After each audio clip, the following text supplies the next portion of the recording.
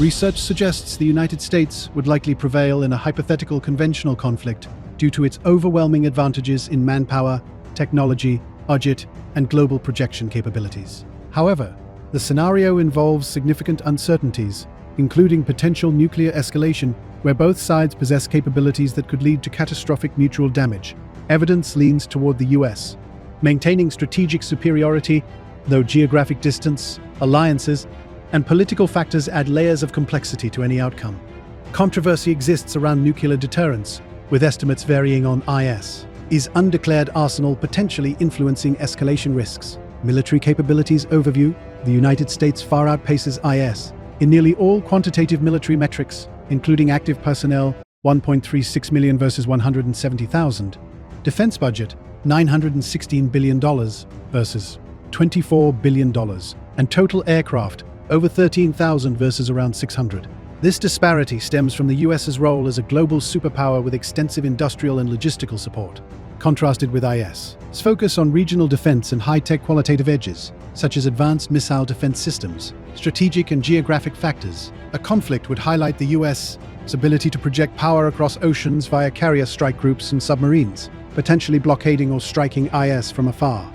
IS, being a compact nation, benefits from defensive terrain and rapid mobilization, but lacks the depth to sustain prolonged attrition. Nuclear considerations add hedging. The US holds a massive declared arsenal, around 5,000 warheads, while IS maintains ambiguity with estimates of 80,200 undeclared warheads, potentially deterring full-scale invasion but risking escalation. Potential outcomes and risks: it seems likely that the US could achieve air and naval dominance quickly, leading to a decisive victory in conventional terms, but at potentially high costs in lives and international relations. If nuclear weapons enter the equation, outcomes become unpredictable, with possibilities ranging from limited exchanges to broader devastation. Diplomatic fallout, including impacts on global alliances like NATO, could complicate either side's win, emphasizing that such a war would benefit no one.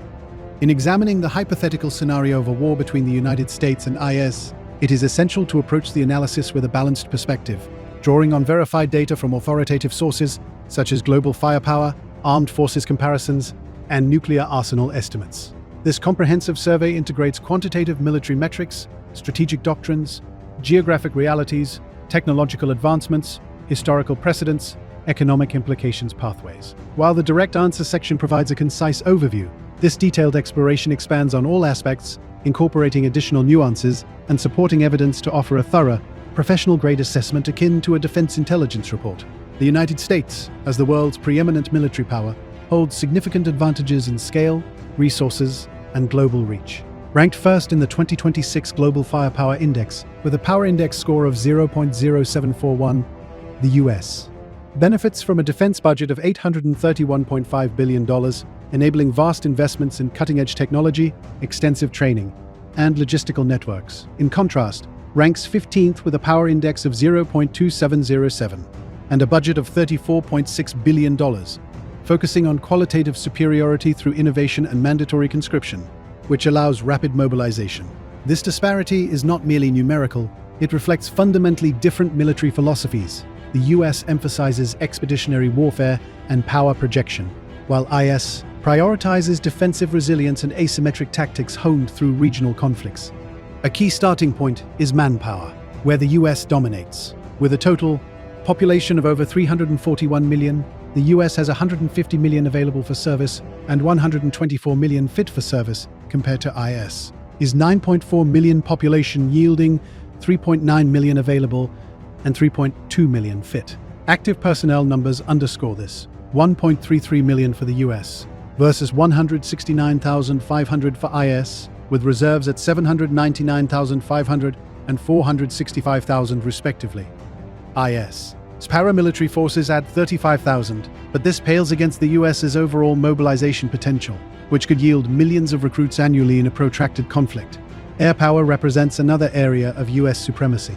The US fields 13,032 total aircraft, including 1,791 fighters, 926 attack aircraft, and 5,913 helicopters, with readiness estimates around 75%. IS, with 597 aircraft, relies on 239 fighters and 48 attack helicopters, emphasizing quality over quantity through systems like the F-35 and advanced drones. In a hypothetical air campaign, the US could achieve rapid superiority, leveraging its tanker fleet, 610, for global operations, while IS's 13 tankers limit extended engagements. Land forces further illustrate the gap. The US boasts 4,666 tanks, readiness approximately 3,500, 409,660 vehicles, and advanced artillery systems, including 1,731 MLRS units. IS counters with 1,300 tanks, readiness approximately 1,040, 62,380 vehicles, and 228 MLRS, optimized for quick, defensive operations but vulnerable to sustained US bombardment. Naval capabilities are starkly uneven. The US Navy includes 465 assets with 11 aircraft carriers, 83 destroyers, and 66 submarines, enabling blue water dominance. IS's 82 assets focus on coastal defense with 7 corvettes and 6 submarines, lacking carriers or destroyers for offensive projection. Nuclear capabilities introduce a critical wildcard. The US maintains approximately 5,044 warheads, with 1,770 deployed under a transparent doctrine. IS adheres to a policy of deliberate ambiguity, with estimates ranging from 80 to 200 warheads potentially deliverable via Jericho missiles or aircraft. In a hypothetical escalation, IS might resort to nuclear options as a last resort for survival, while the US could employ tactical nukes or overwhelming conventional strikes to neutralize threats. However, mutual assured destruction principles suggest neither side would likely cross this threshold, echoing Cold War deterrence models. Strategically, geography favors the US. With 9.8 million square kilometers of territory and 19,924 kilometers of coastline, the US can absorb attacks and launch from secure bases. IS's 20,770 square kilometers, comparable to New Jersey, and 273 kilometers coastline make it vulnerable to saturation strikes. Though systems like Iron Dome provide robust defense against missiles. Logistics amplify US edges, 16,116 airports, 6.5 million kilometers of roadways, and 293,564 kilometers of railways versus IS's more limited infrastructure. Economic factors cannot be overlooked.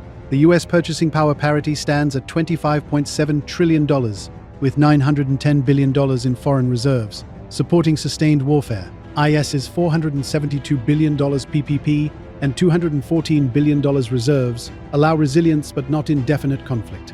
Historically, IS has relied on US aid, over $3 billion annually, which would cease in this scenario, straining IS's capabilities. Hypothetical war games, such as those discussed in forums like Quora and Reddit, often point to points of divergence like the 1967 USS Liberty incident or Suez Crisis escalating, but emphasize US dominance in direct confrontations. Potential outcomes vary by scenario. In a conventional naval air war, the US could impose a blockade, degrade IS defenses via stealth strikes, and achieve objectives with minimal ground involvement, potentially within weeks.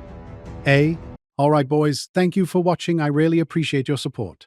Don't forget to smash the like button, type us a comment down below, or just what you thought about the show, okay? You've been watching Everything Weapons, your go-to place for the best weapons and military talk. Also, subscribe and ring the bell so you don't miss a video I post in the future. And check out my other content on the channel.